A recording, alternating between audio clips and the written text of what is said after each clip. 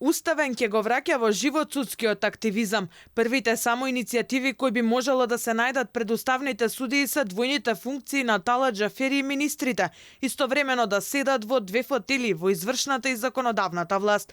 Новиот претседател на Уставниот суд Дарко Костадиновски на првата средба со новинарите ги представи плановите и амбициите откако седна на чело на највисоката институција која го брани уставот. Вели ќе ја враќал довербата на граѓаните во правната држава, а едно од првите активности на уставните судии можеби ќе биде говорот на претседателката Силјановска Давкова на свечената заклетва во собранието, кога не го изговори новото уставно име на државата. Во наредниот период можете да очекувате судски активизам. Не можам сега во овој момент да кажам тој или тој, ама бидете уверени, без разлика дали овие или било кој друг што ќе најде на интерес на јавноста или ќе пробуди сомнеш кај мене како судија или кај било кој од судиите, затоа што не само јас, и другите судии можат да ја користат оваа алатка, ве уверувам дека ќе имаме